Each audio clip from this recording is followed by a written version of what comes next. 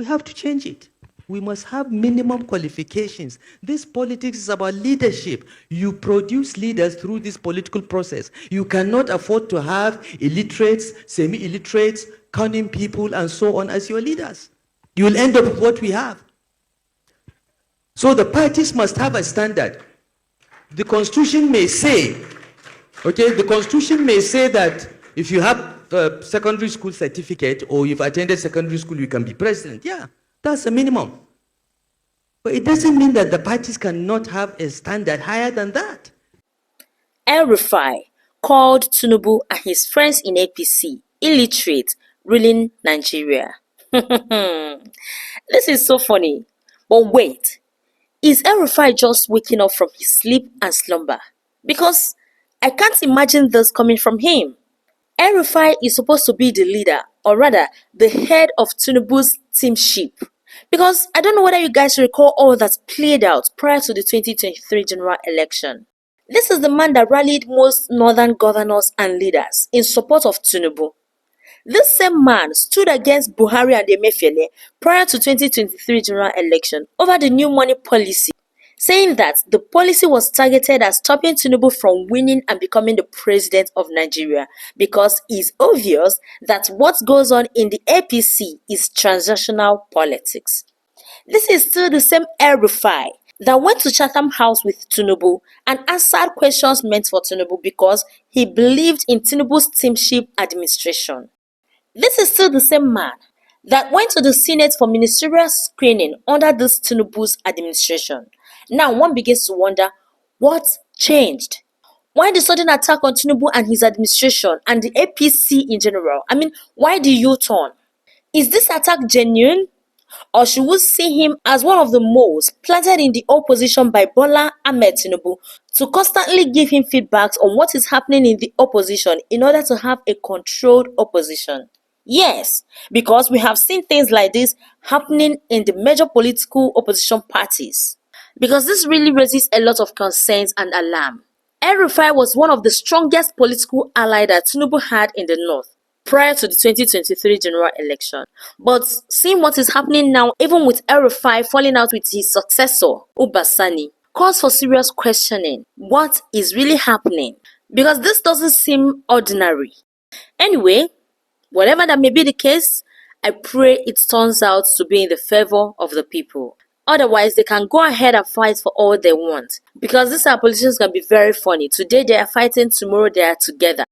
But if actually the fight is for the well-being of the masses, if it's for the well-being of the Nigerian people, then we can decide on who to support. Well, speaking at the National Conference in Abuja on strengthening democracy in Nigeria, El-Rufai described the state of governance and opposition in the country as a national emergency. Anyway, just listen to what El-Rufai said about Tinubu, APC and opposition parties like People's Democratic Party, PDP, Labour Party, LP, and other things that are being controlled by Tinubu and APC by proxy. The PDP, which is one of the largest and perhaps the oldest political party in this republic, is clearly targeted for destruction. It's a matter of time. There are internal mercenaries in the PDP that have been hired, paid, or otherwise motivated to destroy the party. So the party is on its way to the grave. Okay? And it's most unfortunate because His Excellency, the former Vice President, was explaining how politicians came together, essentially, put aside their differences to drive away the military. Most of these politicians ended up in the PDP. So the PDP actually represented the best of our politicians that fought for restoration of democracy. Forget those that make the most noise, but ran away from the country. Those that went to prison, those that were detained, all ended up in the PDP. Those were the real politicians that faced the military. But today, none of the founding fathers of the PDP can recognize it. Labour Party, again, targeted for destruction. And it's almost certain, the last time I had a conversation with Peter Obi himself, he admitted to me that he doesn't know what is happening in the party that he contested for president. So there seems to be a project to destroy all the opposition political parties. And the only option for the opposition, in my view, is to put aside their differences and come together and create a broad platform that will do the driving of the military again, because we are there almost. So, Your Excellency, we need your experience and skills.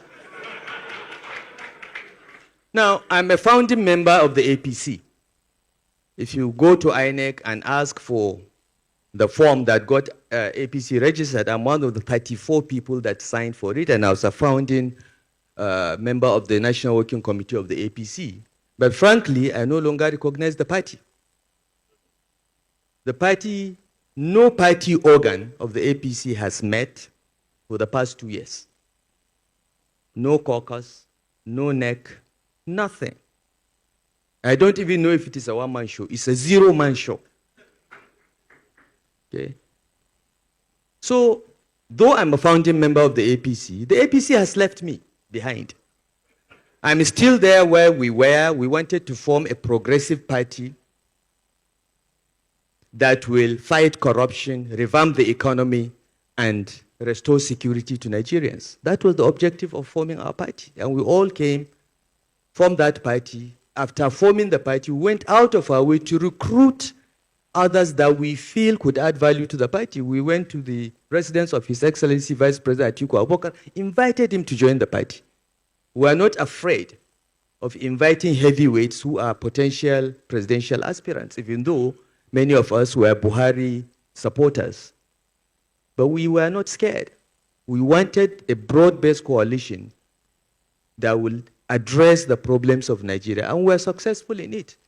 But why the APC today? I don't recognize it, as I said. It has left me behind. I still believe that the purpose of political contestation in Nigeria still remains revamping the economy, restoring security, and fighting corruption.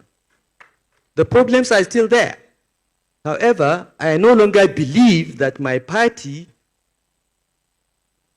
believes in confronting those problems.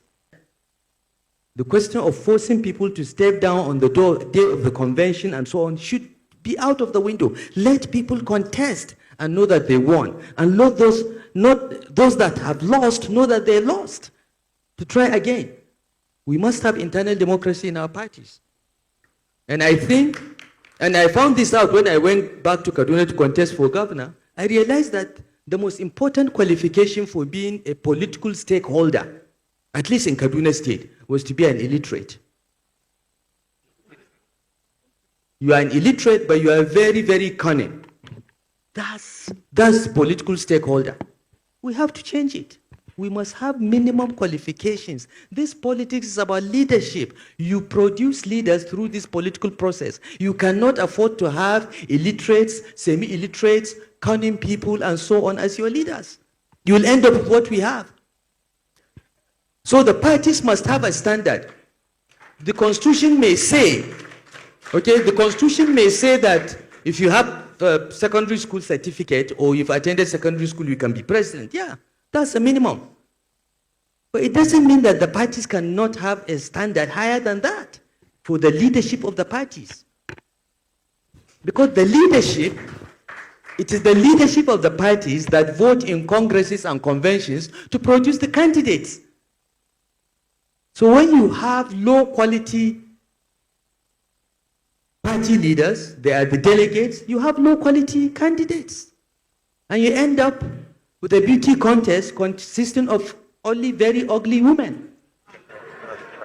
Okay? Because elections, in my view, are very similar to a beauty contest. You can only vote for the person that is on the ballot.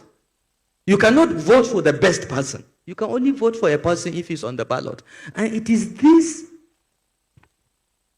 so-called delegates, the party leaders, that vote to produce that candidate. So If they are of low quality, do not expect them to produce a candidate of any better quality. This is a major problem in political parties. So guys, let's have your thoughts in the comment section below over El-Rufai's sudden turnaround after fighting tooth and nail to make sure that Tinubu emerges the president in 2023 general election. Hello, you're watching Daily Events News, your favorite platform for amazing events happening across Nigeria. If you have watched up to this moment, thank you so much and kindly give us a thumb up. If you're a returning subscriber, thank you so much for coming back. We really appreciate. And if you're seeing this handle for the first time, please kindly click on the subscribe button and turn on your notification button for more interesting updates. Also follow us across social media at Daily Event News. See you all in our next video and thanks for watching.